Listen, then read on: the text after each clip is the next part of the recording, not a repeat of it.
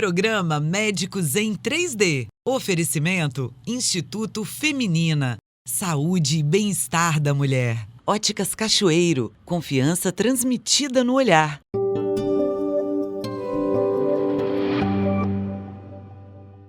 Estamos no programa Médicos em 3D, um espaço para fazer um debate, tirar algumas dúvidas e, por último, te dar umas dicas. Nosso tema de hoje é sobre o envelhecimento, mas o envelhecimento daquele idoso frágil. Como não chegar lá e, se chegar, como evitar? Para tratar desse assunto comigo está aqui a doutora Valesca Binda, que é geriatra. Tudo bem, Valesca? Tudo bom. Valesca, então, é a sua praia, não é? Essa Sim. parte do idoso frágil, que você gosta de fazer, né? Amo, né? Que são as visitas domiciliares, Isso. né? Que é aquele idoso que já não consegue mais ir até o consultório, aquela família que já está cansada, desesperada, estressada, porque tem uma pessoa totalmente dependente em casa ou que está ficando dependente, né? Então, esse é o idoso frágil. Antes da gente se tornar esse idoso frágil, ou antes de uma pessoa nossa, né, nossos pais, existe algum sinal, existe alguma doença mais relacionada, existe algum sinal físico? Por exemplo, o obeso, vamos supor, ou quem já tem diabetes, é mais suscetível? Quando a gente está falando do envelhecimento, aquele idoso que vai ficar frágil, uma coisa que eu penso aqui é as demências. São as doenças incuráveis, né, que vai levar aquele idoso a ser um idoso frágil no futuro. Então, lógico que o controle da obesidade, da hipertensão, do diabetes, de base, do colesterol. Né? Os estudos, eles falam que se a gente tiver um envelhecimento que a gente possa controlar tudo isso, você vai ter menos chance de ter demência no futuro. Se a gente for falar de números, então, imagina que aos 70 anos, 1 em cada 100 idosos pode ter Alzheimer, né? Aos 80, isso cai para 1 para 10. E aos 90, uma de nós duas vai ter Alzheimer.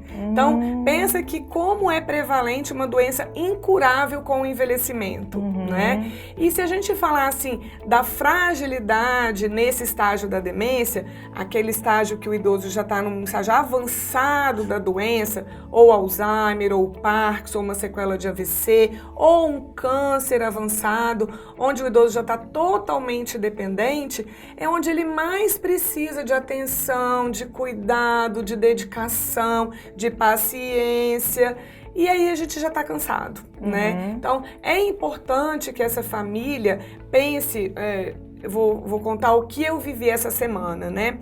De uma idosa que ainda deambula, que ainda conversa, come pela boca, tem a sua independência, mas que nós firmamos o diagnóstico de demência mista, vascular e Alzheimer. Por que, doutora, as duas? Porque ela já teve derrames, AVC, né? Que são o AVC, e ela agora também está com uma atrofia no cérebro na área do Alzheimer. Então, ela tem as duas doenças associadas, que ela está perdendo já a memória recente, esquecendo o fogão ligado, não conseguindo mais sair sozinha, e alguns filhos não entendem essa fragilidade que ela está entrando e começam a ficar sem paciência de responder uma pergunta mais do que 2, 3, 4 vezes, não tem paciência para dizer que ela precisa se higienizar melhor, que ela está com o cheirinho do xixi, mas não é porque ela não se higienizou melhor, porque a cabecinha dela não comanda mais essa questão do autocuidado, né, da higiene, de trocar de roupa, de tomar banho todo dia.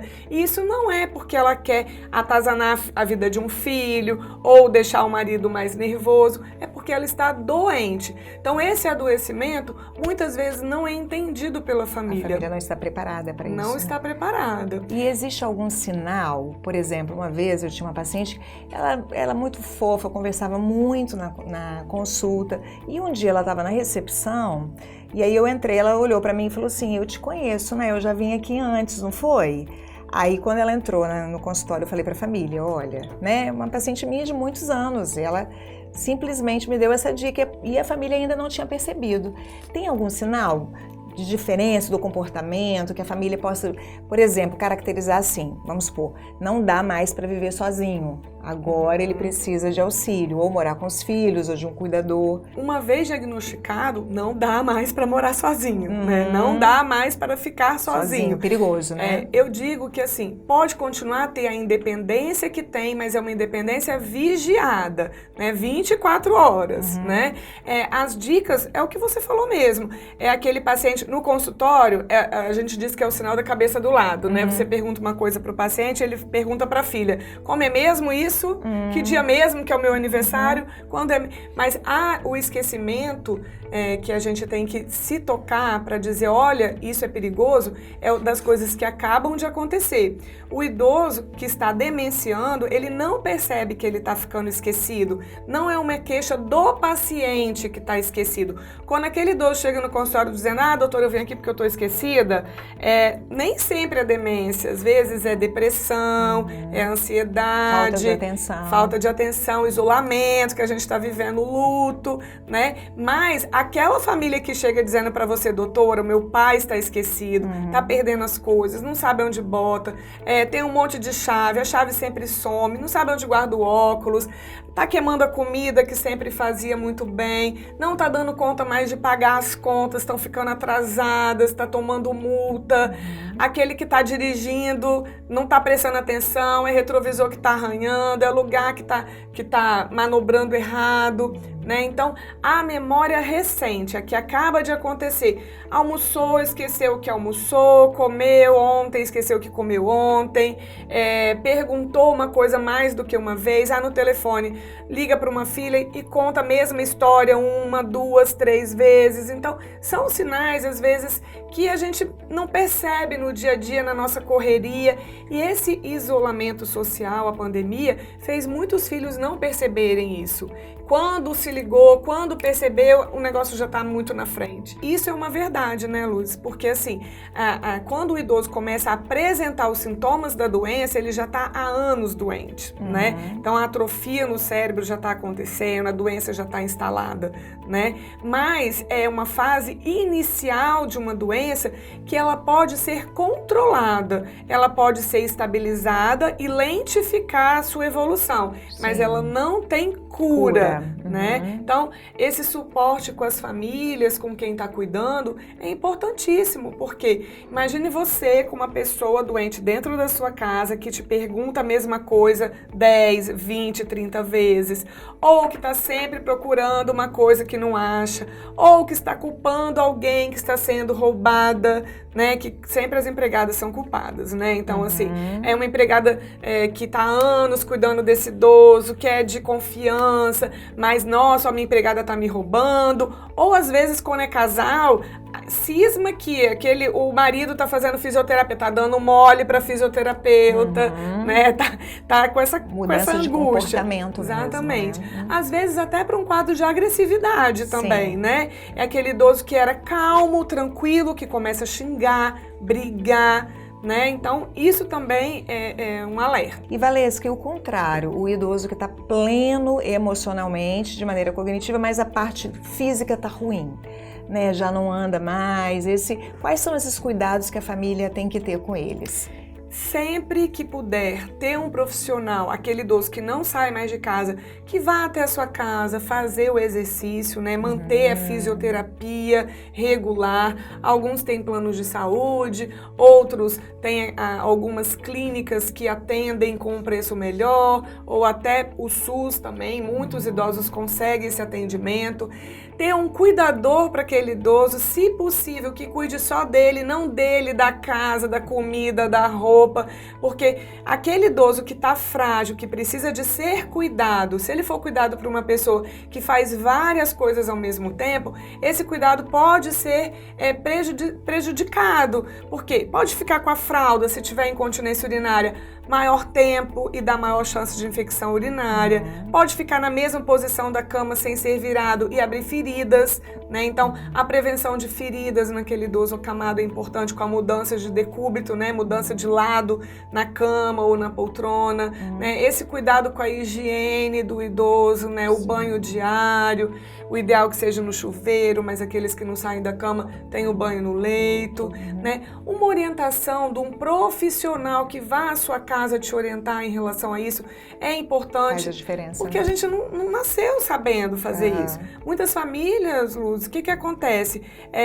O idoso sai de casa bem, teve um AVC ou o Covid, que a gente viu muito agora, e volta para casa numa cama hospitalar. Sim. Né? Traqueostomizado, gastrostomizado, cheio de feridas, com sequelas, né? Irreversíveis, que ele tem que ser cuidado. E quem está ali no dia a dia com o idoso ainda não sabe como cuidar.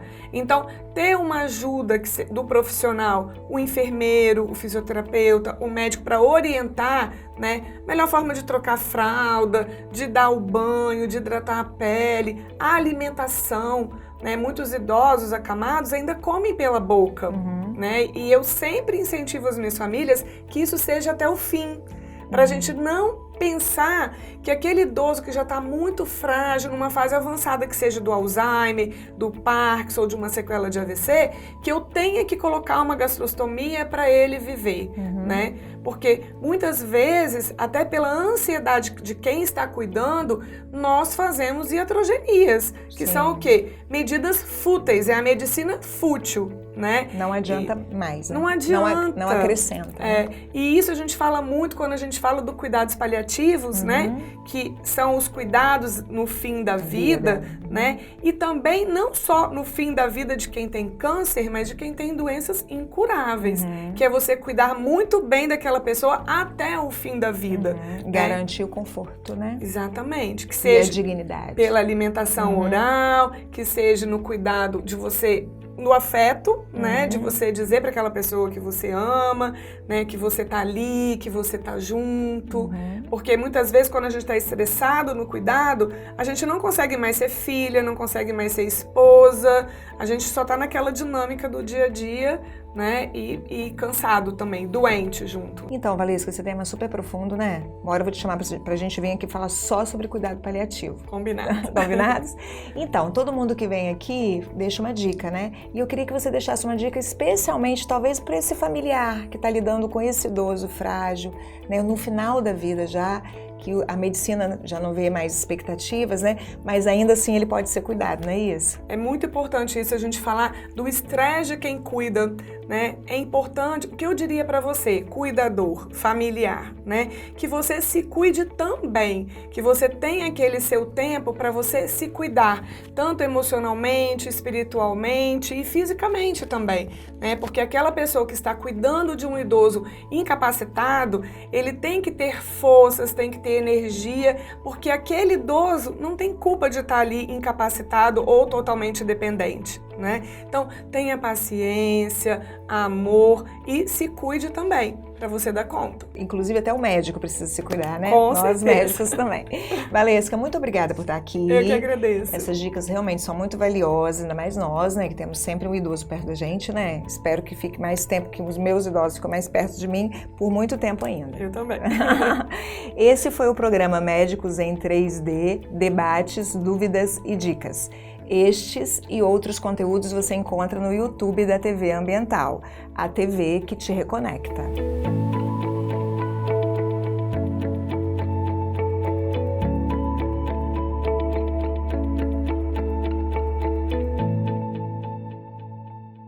Programa Médicos em 3D. Oferecimento Instituto Feminina. Saúde e bem-estar da mulher. Óticas Cachoeiro. Confiança transmitida no olhar.